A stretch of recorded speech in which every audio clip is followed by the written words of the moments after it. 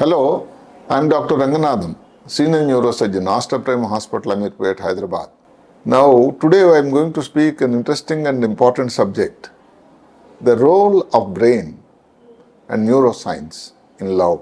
Recently, the Valentine Day has been celebrated, as of all of you know. In India, not many times Valentine Day is being celebrated, but the culture of the Western culture is slowly creeping in. That's fine, that's part of the time. Changing times, changing tunes. Interestingly, the cost of the chocolates have gone up 50 times. Unbelievable, isn't it? And that is the amount of interest people have. And other items like jewelry, particularly the diamonds, separate dresses, clothes, the restaurants made a merry and a massive business with reservations prior. That's good. So what I'm trying to say, the concept of love and the Valentine Day is going in a big way. Rather than talking about the what you call romantic love and all, I'm going to concentrate on neurosurgeon of 42 years experience. Has brain has any role in this aspect called love? Yes, the brain has a important role. And many of the people think that it's the heart which has a role, but it's the brain which controls the whole system, every part of the organ, every part of the body. And that's how it goes. If you go ask me why the Valentine Day name has come. Valentine is a Roman priest. And he not only was a priest, he is a great doctor, interestingly. And he was treating epilepsy patients. The reason why the people who love, for them he's become a great example and something like a god, nobody knows. But he is a very good doctor, epilepsy, he was treating patients. After the death of the Christ, in the 3rd century, he was killed on February 14th by the Roman emperor, that time, Claudius. The people say that he was insisted by the emperor to change the religion, he was not willing, and he was executed. That's the sad part of it. These are the details we know. So Valentine Day is celebrated as a commemoration of his death on the 14th. Now we are coming to the main subject. The brain has certain parts, and the Creator has given important responsibilities to each area of the brain. Say, for example, for the vision, there is one area, occipital lobe. For the memory, there is a temporal lobe. For the smell, olfactory region, like that. In the love also, there is a thing called reward circuit. You can ask me, what is the reward? It's a gift. Reward means it's a gift. In the brain, there is an important part called midbrain. Midbrain is a part of brainstem.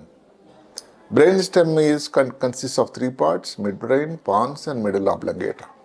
Brainstem is the core part of the brain, which controls important functions like pulse, BP, consciousness, all these areas. The reward center of love is situated in the midbrain, in the area called ventral tegmental area, and then nucleus accumbens. And in the same circuit, there is another area called amygdala, and there is another area called prefrontal. Amygdala is here in the temporal lobe. Prefrontal cortex. These are the various parts of the circuit. Now, how the love effect manifests on the brain, isn't it? That's what we are all interested to know. Now, somebody is in love. So the stimulus goes to the centers, what I mentioned, reward centers. And that floods a hormone called dopamine. Dopamine is a hormone of pleasure, happiness, reward. That's it. In addition to the dopamine, there is another hormone by name oxytocin. Oxytocin is what you call love hormone. It's called embrace, cuddling hormone. These flood the system. And once the hormones flood the system, it has its effect. Then suddenly the result is the heart rate increases, there's a flushing of the face, and the individual doesn't know what is happening, what to do, is excited, there is sweating in the palms, and all that. Because of this effect, there are two things what happens. One is called euphoria. They're in their world, some different world. Feel happy, that's it. And obsession. What is this obsession? Obsession with the partner. You wanted repeatedly to meet, to sit down, talk to, have a tea or whatever, ice cream or chocolates, whatever. So this is what is the obsession. And this keeps on going. And it's not just a feeling of what you call one explanation. There is scientific data for that. That's more important. And the scientific data came from a very important study from Harvard Medical School. Interesting, isn't it? And around 25,000 people have been studied, and they are divided into two groups, all college-going students.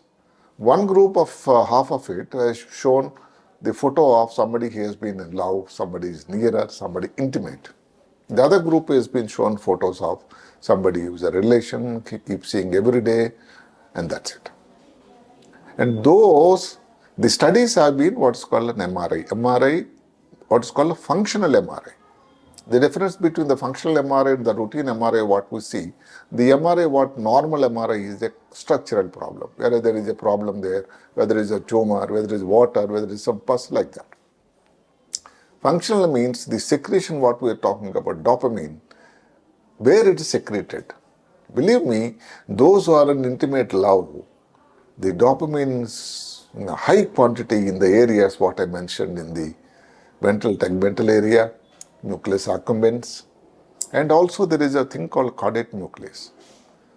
Caudate nucleus is not exactly the reward center, but the interesting part is the caudate nucleus is in the brain, depth of the brain. Generally, in the Parkinson's disease, we talk about the caudate nucleus because dopamine is secreted there. This is a reward detection center. You can ask me, what is this reward detection center? There is an impulse there in the ventral tegmental area. That caudate nucleus detects. This is all a circuit. It's all an automated mechanism the creator has created. And all the impulses, what the individual is feeling at that point of time, they are converted into a social behavior, an intimate behavior, and that's called love. So in the group where they've seen the photos of the relations, people who know, not in intimate love, there is no secretion of the dopamine. Very good study, isn't it? And this goes on. Now the problem comes, how long does love last? That nobody knows. Now, if there is a lasting love, then you can say what is happening. Are there studies for that? Yes, there are studies for that also, scientific proof. And the stress part, suppose somebody is in love, as I said, the heart rate beats, racing heart, and lack of sleep, and euphoria, and in lasting love, suppose they married, settle down, have kids, so they settle down, isn't it? And that time, the dopamine effect is not that not there. It is there, but it's not the same intensity. What otherwise has become a stressor part, a passion, now is more of a routine. And the stressor become a buffer. Any activity, any problem, outright reacting, adverse reactions is being taken care of. And there is again a Stanley Brooks study from New York University. They have studied in people who have been living happily for about 20 years, 30 years. There are many people keep saying that we are married, happily married for 30 years, 40 years. Many people who are skeptical whether these people are talking about really so, or they're lying. No, sir, there is a proof for that. Those who are happily married, the dopamine intensity may be coming down, but the secretion is persisting in those areas. So there is a scientific proof that if somebody keeps loving, there is secretion continually, though may not be the extent when somebody is in love first time. What I'm talking about, the initial love. So when the love lasting also, there is a dopamine activity in the areas what I mentioned. Now the big problem comes when the love failure. I wish not. I don't wish anybody to fail in the love. But this is a possibility, isn't it? All the loves will not be successful. All of you know it. Particularly the youth of this country, any country. Now when there is a love failure, what happens? All these things will be topsy-turvy, ladies and gentlemen. And the centers which are stimulated are different. See this specificity of brain. I keep saying so many times. There is a what is called anterior cingulate cortex in this part, cingulum, in the midbrain, mid part, not midbrain, sorry. And then there is another area called insula. Insula is again a part of the brain. Now what happens? These are the centers for pain and stress, unhappiness, and dishonesty feeling, heartbreak, because of we keep hearing, like when the Telugu movie, famous movie Devadas. So this is a heartbreak happens. Now the reward center, what has been activated during the love, it becomes dormant. The hormones like dopamine, oxytocin will no more secrete. And one other important thing is that, as I told in the reward circuit, there is a thing called amygdala. What is amygdala? Amygdala is a what we call center for emotions, anxiety, sometimes rage. And during the love failure, this center becomes activated. While during the love starting initiation, actually it is in the dormant. And the individual becomes irritated, everything comes negative. All the good things what he has been seeing, only good things only in the initial part of love. Once there is a love failure, all the negative things will come to the fore. Not only that, I spoke about an area called prefrontal cortex. Prefrontal cortex in this area. That is a discrimination between good and bad, whether to do anything or not, thinking thrice. But in those who are in love, it is dormant. Because it won't discriminate, because they are not in a position to discriminate whether they are doing the right thing, whether it lasts long or don't know. In love failure also, this area, it remembers only the negative points.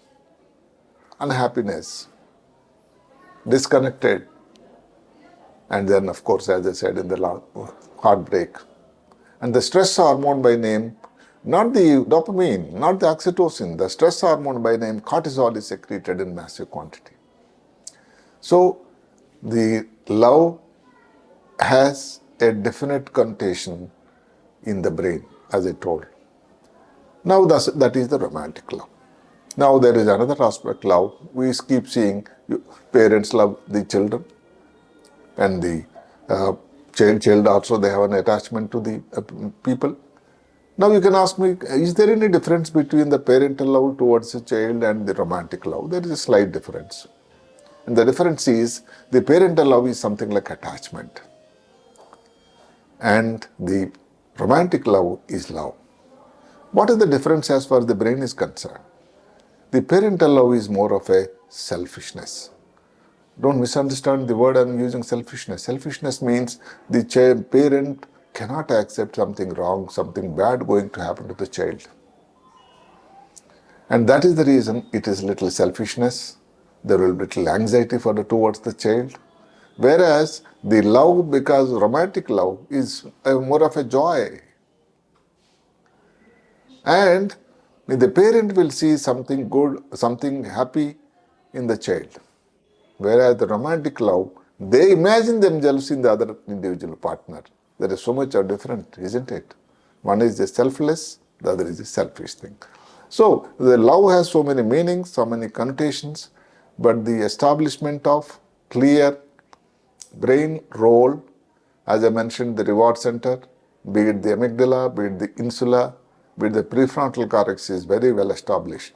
So what is happening is not just like that an involuntary reaction. It's a culmination of so much a big process, anatomical and physiological, materializing into love, and sadly, when the love failure also. Thank you very much.